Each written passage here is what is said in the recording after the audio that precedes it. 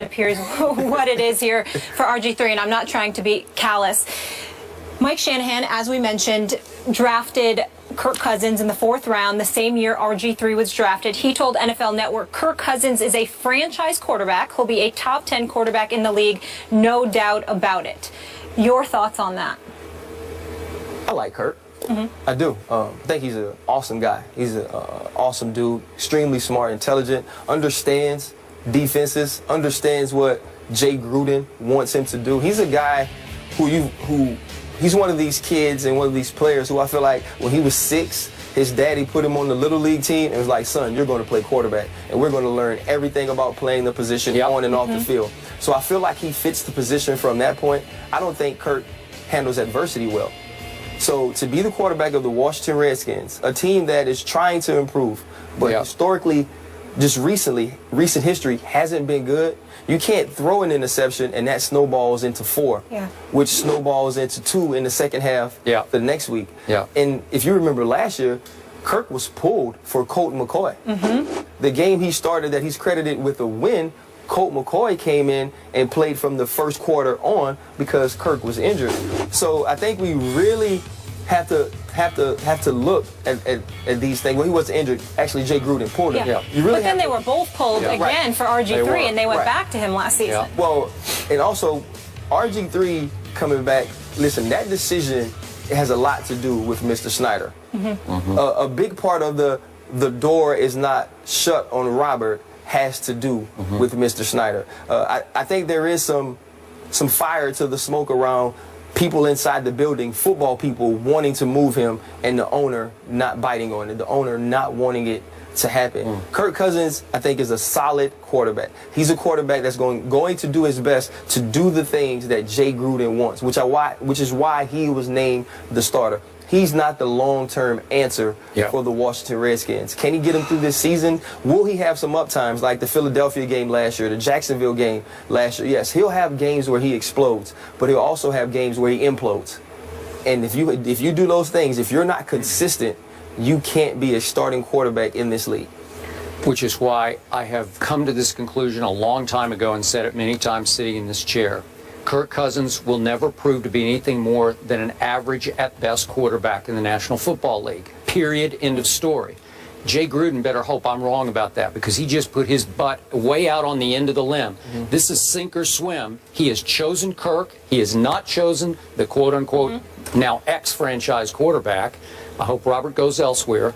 But he's trying to make Kirk Cousins into Andy Cousins. He thinks he can make him Andy Dalton, Andy Cousins. So I'm going to start calling him Andy Cousins because that's what he thinks he can do with him. And I don't think Kirk is as good as Andy Dalton is. I think physically he is. I don't know if he has the mental wherewithal that Andy Dalton has, which probably to me isn't exceptional. No, but it's better than it's a little better than Kirk. Okay, so I'm back to Mike Shanahan and that quote. That is Mike Shanahan's pride talking about how Kirk's going to be a franchise quarterback. I reported this at the time. Stephen A. knows the same source that I know, high-ranking Redskin official. We both talked about it. Mike Shanahan, I'll say it again, did not want to draft Robert. He wanted to draft Kirk higher even than they wound up. They felt like they stole him where they got him. But he wanted to go ahead and make Kirk his guy going forward in Washington. And again, they bet the house on Robert, as you know, to move up to the 2nd pick and trade the Rams. You know, all the loot that the Rams got for that. And right now it looks like a big bad mistake because Robert got hurt. But the coaching situation was never positive for Robert. So when your head coach does not want to draft you, he later got on board with it and then bought completely into it and did good things with Robert scheme-wise. But he wanted Kirk Cousins. So now he's standing by his pride, and he's speaking with his heart, saying, oh, he'll be a franchise quarterback, because that's what he was telling Dan Snyder and all the rest of the executives at the time. It's going to be his I told you so moment. Yes, it is. Yeah, that's what he's looking for. Definitely. So. We'll see what happens if he can back that up. But we can't give you the latest on RG3 in Washington without giving you the latest on Tom Brady and Roger Goodell. They were back in court yesterday, and the ruling will come down any day this week. There is no settlement, perhaps any moment.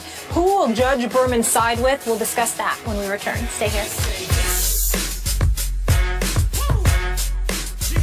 Disagree with my decision. It happens all the time. But I believe the course of action we chose really is in the best interest of USC and Steve Sarkisian, and maybe just as importantly or more importantly, our players. So that was USC Athletic Director Pat Hayden on Trojans Live on ESPN Radio, explaining why he chose not to disband USC head football coach Steve Sarkisian after his embarrassing behavior at the Salute to Troy event on August 22nd. Skip, do you have a problem with the way Pat Hayden handled this situation? Molly, Ryan, yes, I do. Let me just say, more to the point, I'm just not completely comfortable with the way Pat Hayden dealt with a close friend of his and Steve Sarkisian. I've known Pat for a long, long time. Back in the day, I actually covered Pat when he was a quarterback of the Los Angeles Rams out of USC. He's a pretty good quarterback, by the way, for being a pretty little guy. I admire him. I believe in him. I believe in his value system. But he's very close with Steve Sarkisian. I know he likes him immensely. Most people who cover him or meet him, I've met him just recently here. I think I met him. You also did? I had dinner with him. Did you? You had dinner with him? Yeah, he was awesome. I was trying to convince him that, hey, I got a son that's a freshman, you know what I mean, going to swing down Louisiana, so. Really? Yeah, interesting. So, I think, so you would send your son to play for him? I think after that meeting, you know, I would, depending on how this shapes up. I mean, people make mistakes. Oh, sure. No, yeah, I got it. So, yeah, I'm cool with that. Okay, so now we're back to what exactly is going on here. If, in fact, Pat Hayden's friend, Steve Sarkisian, has a problem, and I'm not sure exactly how to define it, but if you can define it as a problem, right, then as his friend, Pat Hayden should have exercised more tough love and forced him into a sabbatical, into some sort of rehabilitation situation where he needed to go away and fix his problem, if in fact it runs that deeply. I don't really want to hear Pat say, well, I'm told his counseling started off well. That was the quote yesterday. Right. What does that mean? Counseling started off well. We've made jokes about the old Riley Cooper situation where he was sent away for the weekend. Yeah. Counseling. Well, what counseling? Well, is that what's going on here? Because Pat was in a tough spot. USC's been down a little bit for a while. Now you have a veteran, savvy quarterback in Cody Kessler coming back, and I saw Sarkisian here and likes his chances, man. Yeah. A lot of people like their chances. I'm seeing it all the way up to ranked 4th in the country, but they are a top 10 team, so clearly they have a shot at making the Final Four, the postseason this year. Probably going to win that conference. So do you send away your coach because he has a problem on the eve of what could be a breakthrough season? You'd be back on the national map. It's a tough call. Pat Hayden did what he thought was best for the program, maybe more so than for his friend, Steve Sarkisian. That's my take. Let's also point out this is the first year they're not under the NCAA sanctions anymore. Good point. So Steve Sarkisian, just when I met him, was genuine. He was fun. He was bright. He wasn't behaving the way he behaved there. So I don't know if it's a problem. I've only seen him that one time, and he was fine that night. So for me, I don't know how deep this runs. He came out and said afterwards he didn't have a problem. It was a mix of medication and a mix of alcohol. So I will take him for his word. Well, he actually said he didn't know if he had a problem. Was his response. Okay, so go ahead. So we take him for his word. He doesn't know if he has a problem. He's going to get help. I don't know if Pat Hayden fell victim so much to his love for Steve Sarkisian as he did his love for the USC Trojans. He's a guy that went to school there. Yeah. He played quarterback there. For him to have to live through the Lane Kiffin era and the Lane Kiffin tenure probably killed him inside. It probably did. And we're going into a year, Cody Kessler is a guy who's going to be up for the Heisman. Yeah. This great interception to touchdown ratio. They're finally ranked in the top 10. People are picking them to make the playoffs, playing in the Pac-12, which is going to be extremely tough division this year. If you come out of there, you probably do make the BCS playoffs. And he was faced with the decision.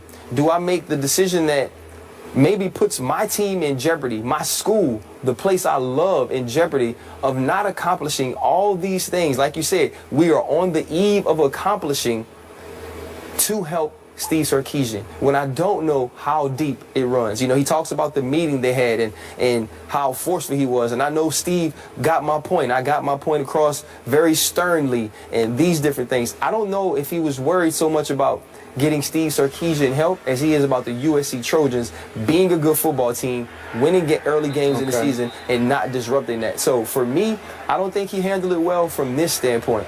Whether he has a problem or not, the public perception is whatever you have going on was more important than you being able to function at this important event. So if I'm a kid on that team, if I'm a parent of a kid on that team, and I'm trying to explain to him how to behave, how to conduct himself, how to be an adult and be responsible, be accountable, I can't say that Pat Hayden held him to the standard I would want him to be held as a man who's now a mentor, a coach, the safe keeper of my child while I'm away, while he's at that school. So for me, Pat Hayden has to make a different decision for the program. And if the kids are really who's important to you, you set a tone that not only are you going to be held to a high standard, but the people that we put in charge of coaching you, the people we put in charge of recruiting you are going to be held to a higher standard. So now when Steve Sarkisian sits in the kid's home and he talks about his rehabilitation process and the things he's had to do to be the coach of the USC Trojans, part of it is I made a mistake. I was punished sternly and harshly. I accepted it. I'm better now. And if you go through things, I can also help you. He can't preach that to kids when he sits in their homes. And that's where Pat Hayden made the mistake. I completely agree. And yet Pat allowed the players, the leaders of the team, to quote unquote punish the coach the way they would. It was a joke. Thank you very much. I was going to say I laughed. That really was a joke. Because to punish a coach the way you would be punished for missing a meeting or being late to a meeting by running some sprints or up downs or whatever it is, it's just it doesn't equate. So if you're a player on the Trojan team right now, a leader on that team, have you lost some respect for the head coach? I don't know necessarily if you've lost respect for the head coach, but here's when you lose the respect. Here's when it becomes an issue. If I'm a player, we win a big game on Saturday night. I'm in LA. I go party. I have a couple. I'm walking down the street. I have disorderly conduct. And now it comes time to punish me. Are you going to make me run? Do they punish me by doing up downs? Or are you going to try to suspend me? Will I be held to a higher standard than you hold your coach? So that's where your issue comes in. How do you discipline players now once they get in trouble? I think three main points here. Is he protecting his guy? Is he protecting the school? Or are you sending a message to your kids? I just truly hope it's an isolated incident, and that we'll see moving forward. How's Oakland handling this, gentlemen? The Raiders are paying Trent Richardson $600,000 to not play with the team. Ryan Clark believes he knows why. I can't wait for this. You going to tell us? Educate us.